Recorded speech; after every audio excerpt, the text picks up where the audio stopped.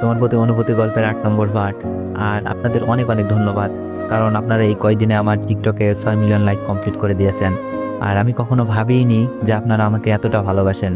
তো চলুন বেশি কথা না বলে গল্প শুরু করা যাক। দারোয়ান বাধা দিতে চেয়েছিল, বুঝিয়ে শুনে চলে আসতে লাগলাম, কিন্তু বেশি দূর যেতে পারি নাই। পেছন দিক দিয়ে কে যেন আমার হাত টেনে নেয়। আমি পেছনে তাকিয়ে দেখি রিমি। কিছু বলার আগেই আমার গালে সজোরে চড় বসিয়ে দিল।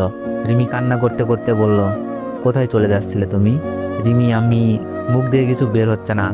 রিমি কান্না সুরে বলল, রিমি আমি কি, হ্যাঁ কি ভেবেছো তুমি? চলে গেলে সব সমাধান হয়ে যাবে? মাথা নিচু করে বললাম, রিমি আমি চাই না আঙ্কেল আন্টি কষ্ট পাক। রিমি বলল, তুমি আব্বু আম্মুর কষ্টটাই দেখলে, আমার কষ্টটা দেখলে না? তোমার জন্য আমার ভিতরে যে কি রক্তক্ষরণ হচ্ছিল তুমি জানো? কাগজটা পাওয়ার পর এক মুহূর্তের জন্য মনে হচ্ছিল এই বুঝি সবকিছু অন্ধকার হয়ে এলো। রিমি কান্না করছে অঝর নয়নে। আমি বললাম, রিমি তুমি বলো আমার কি করা উচিত ছিল? যেই মানুষগুলো আমার বিপদে এসে দাঁড়িয়েছে তার মেয়ের সাথে সম্পর্ক করব? রিমি বলল, আমি বলেছিলাম তো আব্বু আম্মুকে ম্যানেজ করে নিব। আমি বললাম, রিমি এটা হয় না, আমাকে চলে যেতে দাও। আমি পা বাড়ালাম। রিমি হয়তো আমার কথা বুঝবে না। রিমি রাগ দেখিয়ে বলল, কোথায় যাবে শুনি? ভালো করে তো হাঁটতেও পারো না, আর এক পা বাড়ালে বাকি যে পাটা আছে ওটাও ভেঙে দিব। হয়তো এটাই ভালোবাসার বহিঃপ্রকাশ। আমি রিমির ভালোবাসা বুঝি, কিন্তু ভালোবাসার মূল্য দিতে পারছি না, যার জন্য আমারও খারাপ লাগছে। রিমি মন খারাপ করে অভিমানী সুরে বলল, আচ্ছা বাসায় চলো, ভালোবাসতে হবে না। আমি জানি রিমি আমার সুস্থতার জন্য এই কথা বলছে। রিমি আমাকে টেনে একটা রিকশায় বসালো।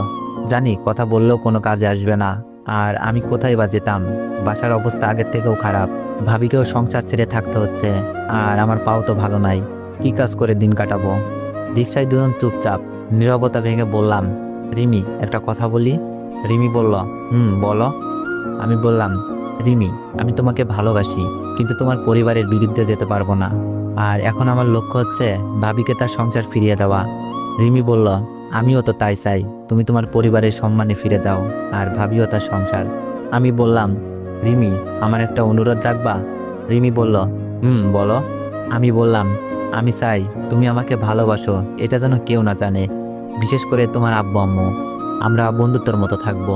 রিমি বলল, ঠিক আছে, আগে বাসায় চলো। রিমিদের গেটের সামনে চলে আসলাম। ভিতরে যাওয়ার সময় আঙ্কেল সামনে পড়ল। আঙ্কেল বললেন, কোথায় গেছিলে রিমি? রিমি বলল, আব্বু অনেককে নিয়ে একটু ঘুরতে গিয়েছিলাম। আঙ্কেল বললেন, আচ্ছা ঠিক আছে, বাসায় যাও, তোমার আম্মু তোমাকে খুঁজছে। রিমি বলল, আচ্ছা আব্বু। রিমি মিথ্যাটা খুব ভালোই চালিয়ে দিল। বাসায় যাওয়ার পর আন্টি বলল, কই গেছিলে রিমি? রিমি বলল, আম্মু অনেককে একটু ঘুরতে নিয়ে গিয়েছিলাম, আর আমার মনটাও ভালো ছিল না। আন্টি বলল, আমাকে বলে যেতে, কত চিন্তা হচ্ছিল আমার। রিমি বলল, সরি আম্মু, আর এমন হবে না।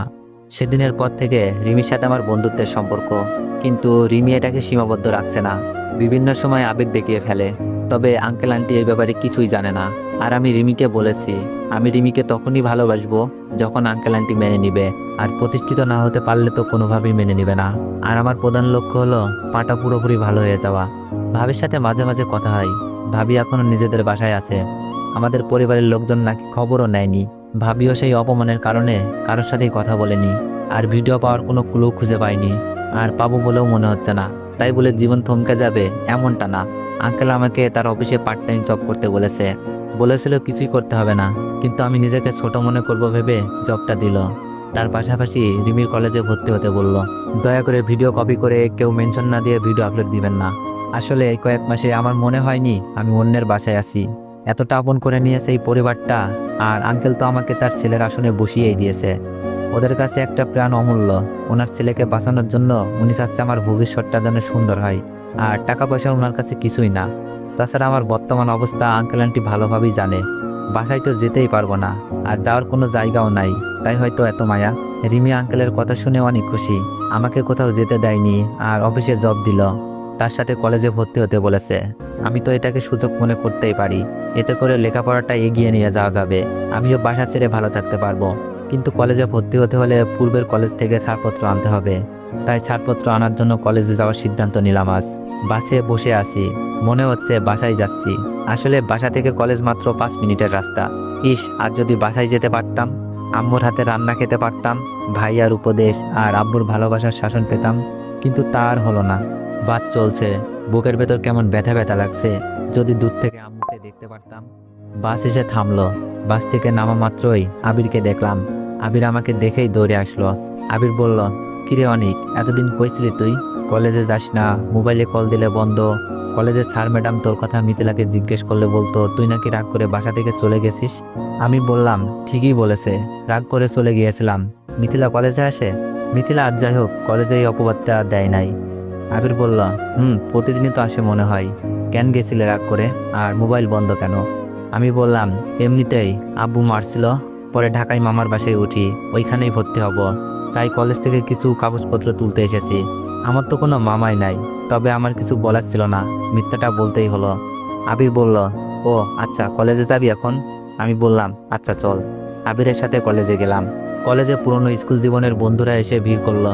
কই গেছি আমি, কলেজে কেন আসি না, রাগ কিসের জন্য, আব্বু মারলে বাসা থেকে যাওয়া লাগে, আজ থেকে কলেজ আসবে কিনা, সবগুলো সত্য মিথ্যা বুঝিয়ে প্রিন্সিপাল স্যারের রুমে ছাড়পত্রের জন্য দরখাস্ত দিলাম। স্যার জানতে চাইলো কারণটা কি। আমি স্যারকে বললাম, ঢাকাতে একটা পার্ট টাইম জব পাইছি, তাই ওইখানে ভর্তি হব। স্যার আমাকে কাগজপত্র সব বুঝিয়ে দিল। পরিচিত স্যার ম্যাডামের খবর নিলাম। সবাই আমার না আসার কারণ আর এই কলেজ থেকে চলে যাওয়ার কারণ জানতে চাইলো। প্রিন্সিপাল স্যারকে দাও উত্তর দিয়েছি সবাইকে। অফিস থেকে বের হতেই মিথিলাকে চোখে পড়ল। আগের মতোই পর্দা করে আছে। এই মেয়েটা যে আমার চিরচেনা, যতই পর্দায় থাকুক চিনতে ভুল হবে না। মিথিলাকে দেখে কেন জানি ঘৃণা আসছিল না, মন চাচ্ছিল মিথিলাকে গিয়ে জিজ্ঞেস করি, কেমন আছিস মিথিলা, আমাকে বাসা থেকে বের করে খুব সুখে আছিস তাই না? মুহূর্তেই চোখ ঘোলা হয়ে আসলো। মিথিলাও দেখছে আমার দিকে চেয়ে আছে। হয়তো কারো কাছ থেকে শুনেছে আমি কলেজে এসেছি, তাই হয়তো এক নজর দেখার জন্য দূর থেকে তাকিয়ে আছে। আবার আমার ধারণা ভুলও হতে পারে। আমি বেরিয়ে যাওয়ার জন্য হাঁটতে থাকি, মাথা নিচু করে মিথিলাকে দেখি নাই এমন একটা ভাব নিয়ে। কিন্তু মিথিলাকে আমার দিকে এগিয়ে আসতে দেখি। আমি পাশ কাটিয়ে চলে যাব, এমনি মিথিলা ডাক দিল। তো এভরিওয়ান, নেক্সট বার চাইলে একটু বেশি বেশি কমেন্ট করুন আর একটু বেশি বেশি কপি লিঙ্ক করে দিন। ধন্যবাদ।